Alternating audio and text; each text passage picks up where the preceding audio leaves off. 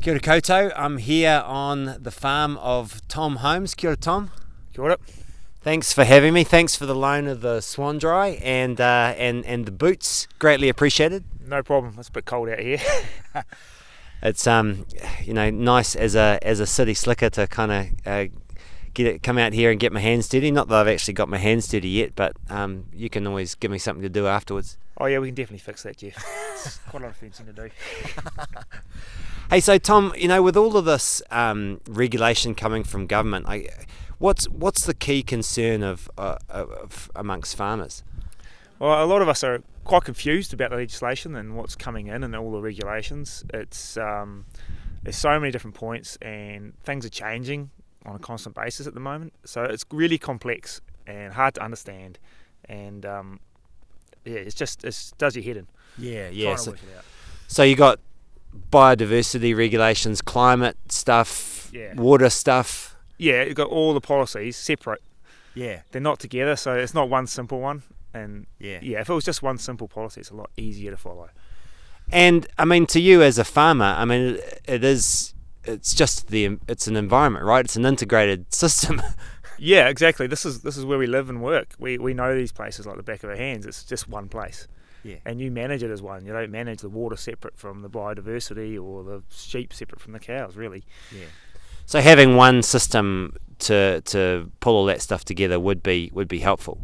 Yes, definitely. It would simplify meeting your regulation requirements, and you could do that. It wouldn't be as mind-numbing and frustrating, to be honest. You could just get on with it and get on with the job. And the other concern, I guess, is being told how to farm, right? Exactly, yeah. Being told to do it a certain way will work for some farms, but it's not going to work for everyone for a long shot. I mean, we know these places better than anybody in Wellington, and we as a community and as a farmer individually, you know how to manage it to reach a certain goal. And if you're given freedom to do that, then you're going to reach it a lot easier, and there's going to be a lot less pushback from guys who have been told to fence a certain way, when if you do it this other way, it's going to work way better. So that's an example of the sort of regulations you're getting and being told how to fence rivers, that sort of stuff. Yeah, exactly, and where to put them and how to manage it. And we know these places pretty well. Yeah. And so you want to be measured on your outcomes, not how you farm. Exactly. Yeah. If we can reach the outcomes that's required to increase biodiversity, keep the waters clean, and achieve all the goals, then why shouldn't we be able to do it in a way that suits the farm rather than a set way that has been set across the whole country? Yeah, so I mean, I guess and that's very much in line with what we're saying is encouraging you to farmers to work together in their subcatchments to achieve those sorts of goals.